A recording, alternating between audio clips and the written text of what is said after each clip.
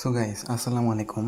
আজকে কথা বলবো যারা মূলত আমাদের কাছ থেকে এরকম বেটিং ওয়েবসাইট বানিয়ে নেবেন, মানে এবিটর গেম শুধু একটা থাকবে, এরকম গেম ওয়েবসাইট যারা বানিয়ে নেবেন তারা কীভাবে ওয়েবসাইটের অ্যাডমিন প্যানেল কন্ট্রোল করবেন। মানে এক কথায় বলতে গেলে আপনি যে এই ওয়েবসাইটটা বানিয়ে নিচ্ছেন, এই ওয়েবসাইটের যে কন্ট্রোল প্যানেল মানে অ্যাডমিন প্যানেল, সেটা আপনি কীভাবে কন্ট্রোল করবেন বা কীভাবে আপনার কাস্টমার ম্যানেজমেন্ট করবেন, অথবা কীভাবে কাস্টমার ডিপোজিট করলে কিংবা উইথড্র করলে তাদেরকে পেমেন্ট করবেন বা কাস্টমার ম্যানেজমেন্ট করবেন, এ টু জেড আর কি দেখানো হবে। ঠিক আছে, তো আমরা এরকম ওয়েবসাইট যারা আপনারা বানিয়ে নেবেন তারা কিন্তু আমাদের ভিডিও ডিসক্রিপশন বক্সে হোয়াটসঅ্যাপ নাম্বার আছে, হোয়াটসঅ্যাপে কন্ট্যাক্ট করে আমাদের কাছ থেকে কিন্তু এরকম বেটিং ওয়েবসাইট তৈরি করে নিতে পারেন। ঠিক আছে, আর হ্যাঁ মনে রাখবেন আমরা শুধু এরকম ওয়েবসাইট তৈরি করি, অন্য কোনো ডিজাইন ওয়েবসাইট তৈরি করি না। ঠিক আছে, ওকে। এখন আমরা ফার্স্ট অফ অল আমি একজন কাস্টমার মানে একজন ইউজার হিসেবে আমি প্রথমে আমার কাজ কি এখানে সাইন আপ করা, এর জন্য রেজিস্ট্রেশন অপশনে ক্লিক করব। ক্লিক করার পর এখানে আমি আমার ফোন নাম্বার, তারপর জেন্ডার মানে আমি ছেলে নাকি মেয়ে সেটা এখান থেকে সিলেক্ট করে দিব, তারপর ফোন নাম্বার দেবো, ইমেল অ্যাড্রেস দিব, পাসওয়ার্ড দিব, তারপর আমার কারেন্সি কি, কারেন্সি হচ্ছে ইউএসডি ডলার, তারপর আমার কান্ট্রি কি, আমার কান্ট্রি হচ্ছে বাংলাদেশ, সে বাংলাদেশ সিলেক্ট করে দিলাম। দিয়ে আমি জাস্ট এখানে প্রোমো কোড থাকলে দিব, না থাকলে নাই, নিচে আছে স্টার্ট গেম, এনে ক্লিক করলে কিন্তু আমার সাইন আপটা কমপ্লিট হয়ে যাবে।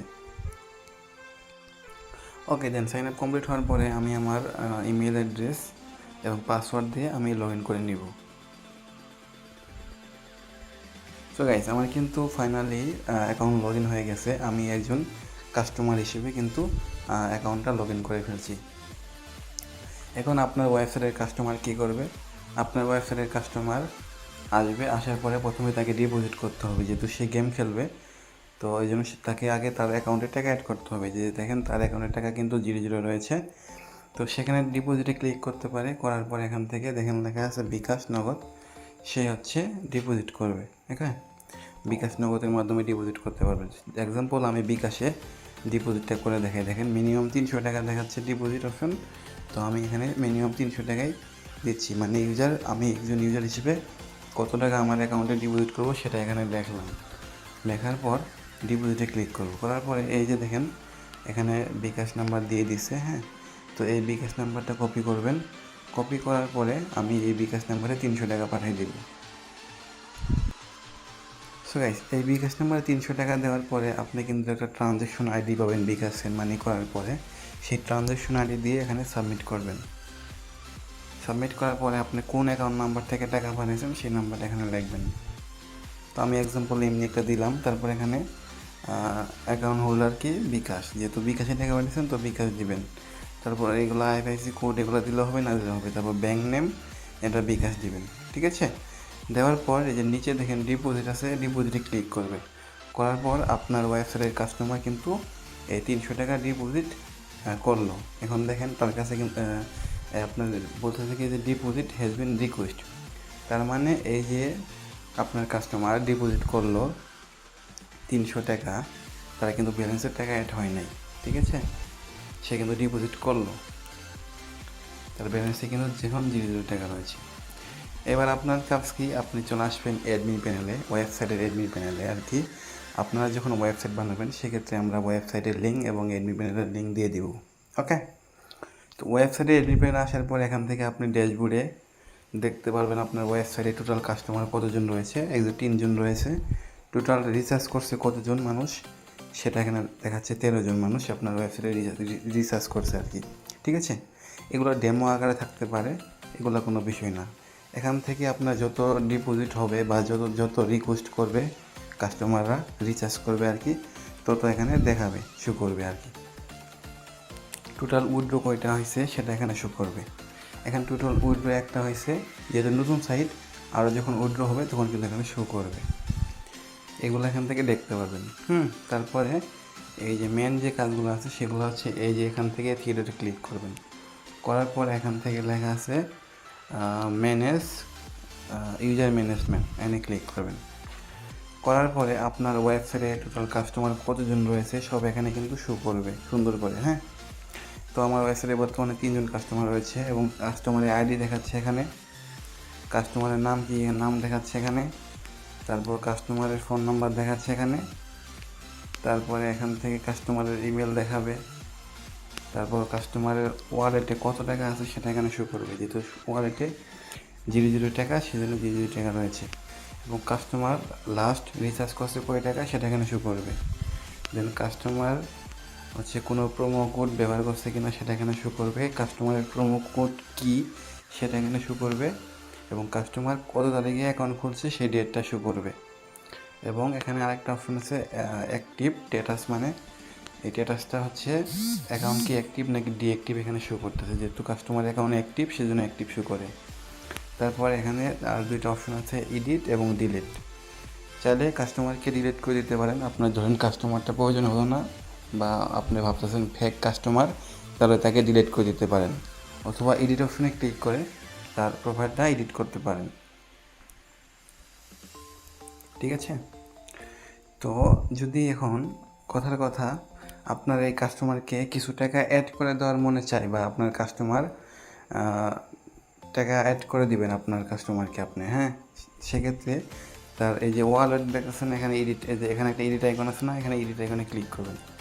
এখানে কিন্তু একটা এডিট আইকন আছে, একটু খেয়াল করবেন প্লিজ।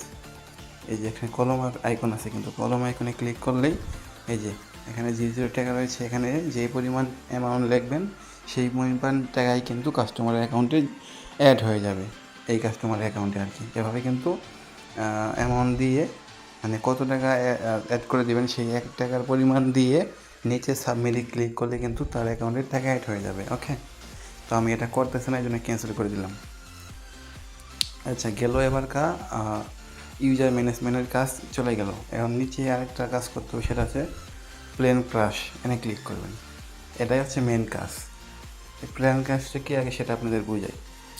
এই যে ধরেন আপনি যে এখানে এভিটর গেম খেলবেন, এই যে দেখেন আমি আপনাকে দেখাচ্ছি, এভিটর গেম খেলবেন, এই গেমটা কত দিকে ক্রাশ খাবে, কত দিকে জিতবে বা লস হবে সেগুলো আপনি সেট করবেন আর কি। ঠিক আছে, যেমন আপনি আপনার ওয়েবসাইটে এভি প্যানেল থেকে ক্রাশ দিয়ে রাখবেন কত, আমি আপনাকে দেখাচ্ছি। এই যে অ্যাকশনে ক্লিক করবেন, অ্যাকশনে ক্লিক করার পরে যে ভ্যালু, এখানে আপনি যেই পরিমাণ দিবেন সেই পরিমাণই ক্রাশ হবে আর কি। যেমন আপনি যদি 10 দেন, 10 থাকলে 10-এতে গাই ক্রাশ হবে, 20 দিলে 20-এতেই, অথবা 2 দিলে 2-এতেই, বা 5 দিলে 5-এ, মানে এখান থেকে আপনি এই বইটার গেমটা কন্ট্রোল করবেন আর কি। ঠিক আছে, আমি এক্সাম্পল 10 দিলাম, 10 দিয়ে সাবমিট করলাম। তো এবার যদি আমি কাস্টমার হিসেবে অ্যাকাউন্টটাতে যাই, যার পর যদি আমি বেডে ক্লিক করি, আমার অ্যাকাউন্টে ব্যালেন্স নাই, ব্যালেন্স অ্যাড করতে হবে। তো এখানে কিন্তু এরকমভাবে কাজ করতে হয়, আর এখানে আপনাকে রুলস লিখে দিছে, এই হিসেবে আপনি কিন্তু কাজগুলো করতে পারেন। ঠিক আছে, আর কি গেমটা সেট আপ করতে পারেন এখানে। তো এটার কাজটাও গেল, এটার কাজটাও চলে গেল। এবার আছি রিসার্চ হিস্টোরিতে। আপনার কোনো কাস্টমার ধরেন রিসার্চ করছে, মানে ডিপোজিট করছে আর কি, সে টাকা, সো ধরেন হচ্ছে আপনার কোনো কাস্টমার রিচার্জ করছে, হ্যাঁ, তখন রিসার্চ হিস্টোরিতে যাবেন।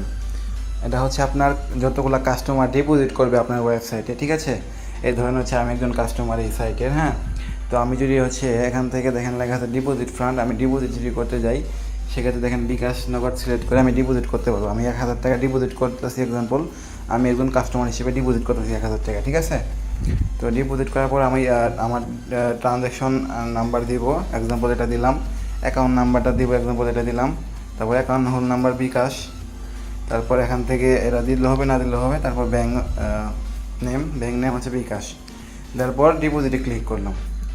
আমি কিন্তু একজন কাস্টমার, ঠিক আছে, আমি একজন কাস্টমার হিসেবে কিন্তু ডিপোজিট করলাম। দেখেন আমার কিন্তু টাকা আগে যেই টাকা ছিল ওই টাকায় কিন্তু আছে, ডিপোজিট কিন্তু অটোমেটিক হয় নাই, এটা অটোমেটিক হবে না, আপনাকে ম্যানুয়ালি করতে হবে। এর জন্য আপনি চলে আসবেন আপনার ওয়েবসাইটের অ্যাডমিন প্যানেলে, আসার পরে রিসার্চ হিস্ট্রিতে ক্লিক করবেন, করার পরে এই যে উপরে দেখতে পাচ্ছেন নাইম হাসান, এই যে এইমাত্র যেটা আসছে, এই যে ডিপোজিট এইমাত্র চলে আসছে, যে অ্যাকাউন্ট নাম্বার এখানে শো করতেছে, তারপর ট্রানজ্যাকশন আইডিটা শো করতেছে, সে যে ট্রানজ্যাকশন আইডিটা দিবে টাকা বাড়ানোর পরে সেই আইডিটা এখানে শো করবে, তার ডিপোজিট অ্যামাউন্ট কত টাকা, 1000 টাকা এখানে শো করতেছে, তারপর ডিপোজিট স্ট্যাটাসটা কি আছে, পেন্ডিংয়ে আছে, হ্যাঁ, এটা শো করতেছে, এবং ডিপোজিটটা করছে কয় তারিখে সেই তারিখটা এখানে শো করতেছে। তারপরে হচ্ছে আপনি এখান থেকে তার ডিপোজিটটা যদি সঠিক হয়, সে যদি সঠিকভাবে টাকা পাঠিয়ে থাকে, তাহলে তার ডিপোজিটটা অ্যাপ্রুভ করবেন, এখানে ক্লিক করে অ্যাপ্রুভ হয়ে যাবে। আর যদি সে ডিপোজিটটা ভুল হয়, সঠিক না হয় সেক্ষেত্রে ক্যান্সেল করে দিবেন, তাহলে তার ডিপোজিটটা হবে না, ঠিক আছে। তো আমি দেখতেছি তার ডিপোজিটটা সঠিক, এজন্য আমি অ্যাপ্রুভে ক্লিক করে দিলাম। দেখেন তার ডিপোজিট কিন্তু সাকসেসফুলি অ্যাপ্রুভ হয়ে গেল। এখন কিন্তু আমি আমার কাস্টমার অ্যাকাউন্ট হিসেবে ঢুকে যদি দেখি, দেখেন আমার কিন্তু ডিপোজিটে টাকা কিন্তু অ্যাড হয়ে গেছে। দেখেন আমার কিন্তু কত টাকা অ্যাড হয়েছে, দেখেন এখন কিন্তু 1290 টাকা অ্যাড হয়ে গেছে। আমার কিন্তু প্রথমে ছিল হচ্ছে কত 290 টাকা, এখন কিন্তু 1290 টাকা হয়ে গেছে। তার মানে 1000 টাকা কিন্তু ডিপোজিট হয়ে গেছে। এভাবে মূলত কাস্টমার যখন ডিপোজিট করবে তাদের ডিপোজিটটা অ্যাপ্রুভ করে দেবেন আর কি। তো তারপরে যদি আসি উইথড্র হিস্টোরি, এই যে উইথড্র হিস্টোরি এটাও দরকার।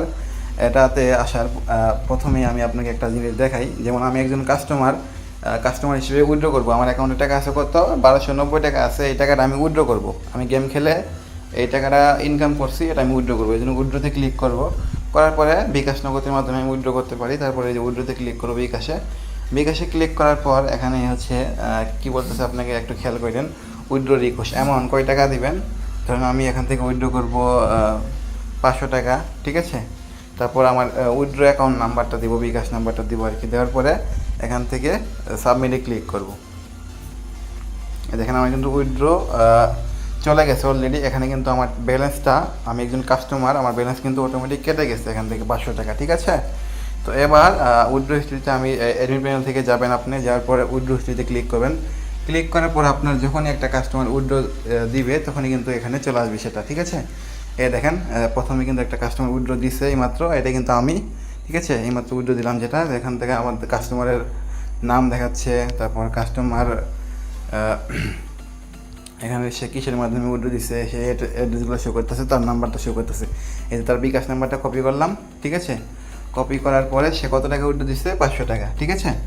500 টাকা এই বিকাশ নাম্বারে আপনি সেন্ড মানি করে দেবেন, অথবা তাকে পাঠিয়ে দেবেন আর কি, যেভাবে হোক পাঠিয়ে দেবেন। পাঠিয়ে দেওয়ার পরে হচ্ছে আপনি কী করবেন, এখান থেকে